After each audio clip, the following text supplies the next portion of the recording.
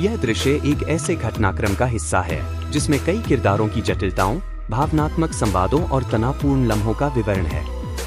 इसमें मुख्य किरदार अमृता, रवि जी, मम्मी और परिवार के सदस्य हैं। रवि इस कहानी के केंद्रीय किरदार हैं, जिनके जीवन पर रहस्यमय घटनाएं और एक महिला का प्रभाव है जो उन्हें खतरों से बचाती है। कहानी की शुरुआत एक ऐसे दृश्य से होती है जब रवि अमृता से माफी मांगता है क्योंकि उसे एक अहम मीटिंग में जाना है। यह मीटिंग बेहद जरूरी है क्योंकि इसमें अमेरिका जाने वाले क्लाइंट से $1 मल्टी-मिलियन का कॉन्ट्रैक्ट साइन करवाना है। रवि ने अमृता से वादा किया था कि वे एक नाटक देखने जाएंगे, लेकिन इस जरूरी काम के कारण वह उसे टाल देता है। इसके बाद कहानी में एक अजीब घटना घटती है जब रवि अचानक अपनी फ्लाइट रद्द कर देता है। वह अपने सहकर्मी मचिंजी के साथ कार में यात्रा कर रहा होता है और अचानक रास्ते में कार रोककर वह एक पुरानी महिला के बारे में बात करने लगता है जिसे उसने पहले कहीं देखा था।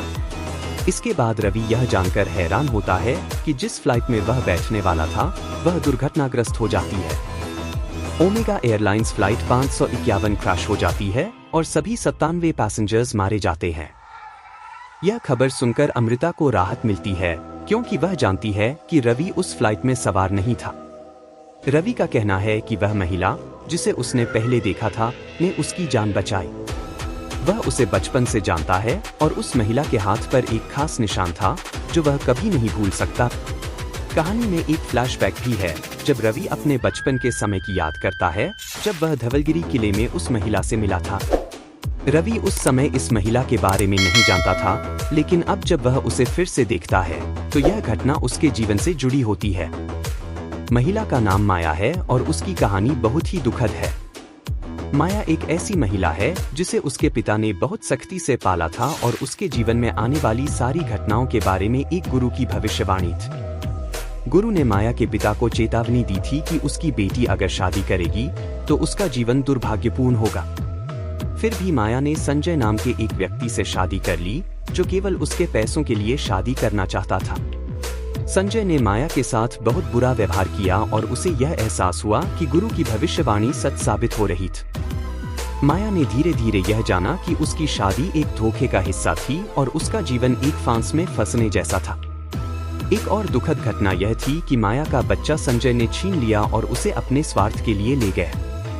माया अपने बच्चे को ढूंढने की कोशिश करती है लेकिन उसे कभी सफलता नहीं मिलती। कहानी के इस हिस्से में यह दिखाया गया है कि माया का जीवन एक भविष्यवाणी, धोखा और दुख से घिरा हुआ था।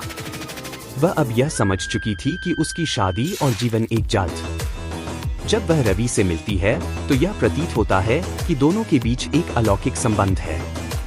रवि का मानना है कि यह महिला उसे बचाने के लिए आई थी और उनके बीच अतीत से जुड़ी एक गहरी कनेक्शन है। यह कहानी भाग्य और नियति के विषय पर आधारित है, जिसमें यह दिखाया गया है कि कई घटनाएं हमारी जीवन यात्रा में पहले से तय होती हैं। रवि का बचना, महिला का उसके जीवन में आना और दोनों के बीच का रहस्यमय रिश्ता यह संकेत करता है कि कुछ घटनाएं अलौकिक शक्तियों से जुड़ी होती है।